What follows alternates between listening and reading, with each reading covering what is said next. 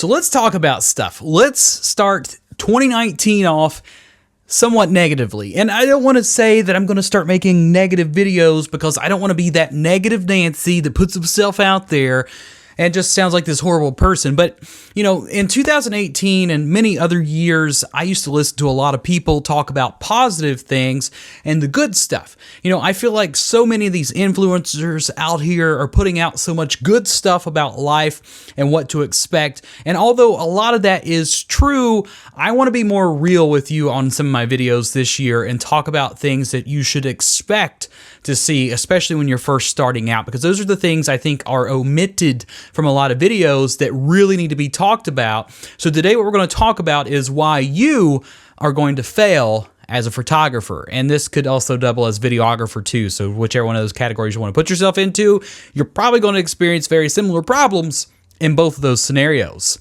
Let's talk about it. So what's going on, everyday people? I'm Chadeveryday, and today we're going to talk about why you're going to fail as a photographer. Now, I don't want to be that negative Nancy that just says you're going to fail, and I don't want you to give up on whatever you're working on, but I want to bring to you the the reality that this isn't an easy process. If you want to make 100% substantial income living off of what it is that you want to do, it's not easy. You got to work for it. It's a lot of hard work, but it is doable. But I don't want to put out those false pretenses that a lot of these self-help people do and things like that and make you get into this realm of imagination and not reality, if that makes sense. So what we're going to do is blend your dreams and goals and your imagination with reality so that way you can make something a possibility. And that's kind of what I want to talk about. The reason I said you're going to fail as a photographer is it's a title that's going to get your attention. And I want to get your attention, not for views, not for money, not for that stuff. Well, I mean, I do want views because I want you to hear this, because these are things I wish I would have known before I started in photography, before I quit my job to open up my studio, before I quit my job just to do freelance work or any of that other stuff. This is stuff that set me up for failure before I even knew that I was going to fail. This is while I was being successful. And I'm not talking about any recent events or anything. I'm just talking about the past, how I learned from those mistakes, how I overcome them. So the first thing is, before any business you start and you decide to leave a job, you want to make sure you got money built up. But here's what I recommend. If you're going to become a photographer or videographer and you haven't really jumped ship just yet, stay at your job. Now, I know that sounds really counterintuitive to the fact of you just want to go for your dreams and be this amazing photographer and travel the world. But the fact of the matter is, not everybody gets to live those lavish lifestyles. I know there's a ton of YouTubers, especially, that you probably watch that have these awesome lifestyles where they get to travel and take photos and they encourage you and they inspire you and they tell you that you could do it too. That's not totally wrong, but you got to think about this in a larger perspective. So they are just little etches on a table that showcase what you can do if you really apply yourself, you have some luck, you have some skill, your talent and connections and networking. But what they don't really go into full detail about is how they got to that point. You know, watching someone on a YouTube channel doing all this amazing stuff, they may have worked for 10 or 15 or even 20 years prior to where they are now to get to the point that they're at. You know, a lot of photographers, we start off doing general portraits, working for family and friends and acquaintances, and we build ourselves up, and then usually a lot of us get trapped into weddings. And, you know, it's not the most glorious lifestyles, but you can make some good money there while you're building up your networking and your portfolio to venture on out. The worst thing you could ever do is not have enough jobs lined up to pull in enough income to cover yourself if you're planning on like quitting a job and going at this full force. So that's the first most horrible thing that you could do, is just to up and quit your job. Now, I know that it might feel like you don't have enough time or energy or motivation because your job sucks a lot of that out of you. And yes, that's true. It does. You know, when you work a 8 to 10 hour or even 12-hour shift at work, the last thing you want to do when you come home is to do more work. But if this is something you really love more than anything else, it's not going to feel like work. See, I never really enjoyed portraits, But I did do portraits, and I made money doing portraits, but I eventually failed at that business model because I hated it. It felt like work. So it was taking something that I loved, which was photography, and just crushing it and making me not love it anymore, to the point that I wouldn't take any more jobs, and eventually I had to go get another job at a bookstore selling books. And needless to say, I wasn't taking photos anymore, and I took a break for almost 2 years, came back and started doing video. Not only are you going to put yourself in a position where you crush something you truly love more than anything else in the world, but you may not make enough money. So one idea and advice that I would like to give you before you even venture out is, if you don't have enough contracts to cover at least the first 3 to 4 months, I wouldn't do it. I wouldn't leave the job just yet. I would keep working there while you're building up. And then you really got to be critical and evaluate yourself as well. You know, just because you've been taking pictures for a while and some of your friends and family say you're really good at it, are you though? I mean, you've really got to be honest with yourself. You can't just look at your photos and be like, I'm a really good photographer. Everybody's going to hire me. They're going to pay top dollars, because that's not true.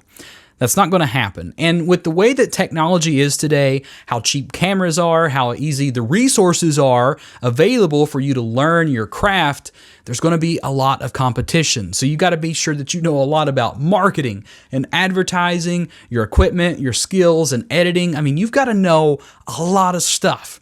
And this is why I tell people you're going to fail, because I'll ask people, well, have you thought about your marketing budget? And they're like, well, no. And maybe somebody else I ask, have you thought about your marketing budget? They're like, yeah, I'm going to spend like $50 to $75 a month.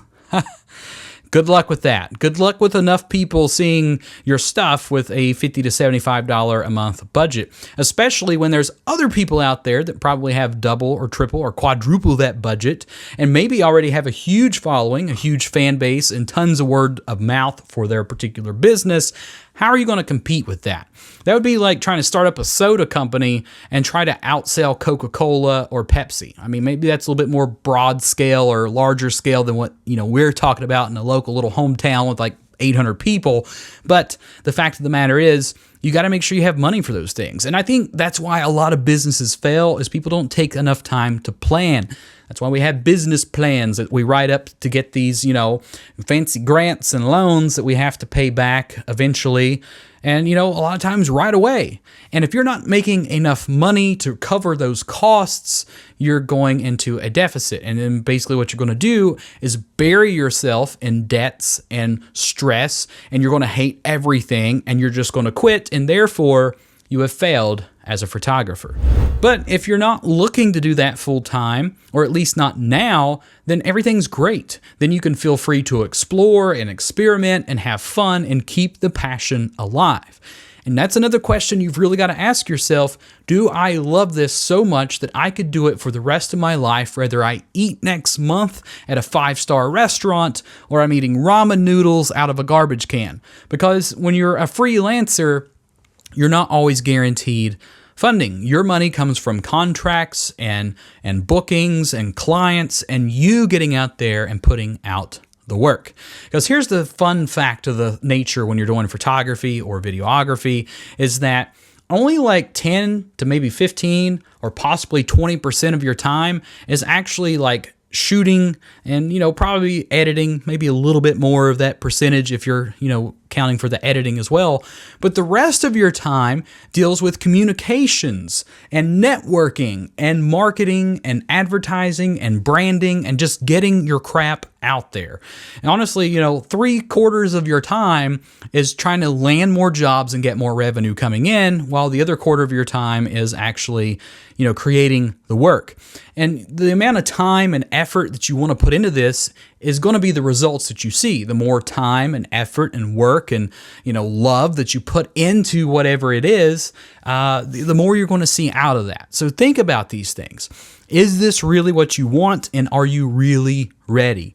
Really ask yourself these questions, and ask for constructive criticism from people online. Because I can tell you right now, if you're a creative individual, you're probably not going to always love constructive criticism, but it is a huge, huge tool for us to use, and it's probably the best tool of all, because a lot of times us as creatives, we lose grip with reality and we're kind of floating around up here somewhere, and we have to come back down, and constructive criticism is a way to do that. Now, I'm not just talking about people totally hating on your work saying it sucks, but people that give you suggestive and critical, constructive comments about your work and how you can improve.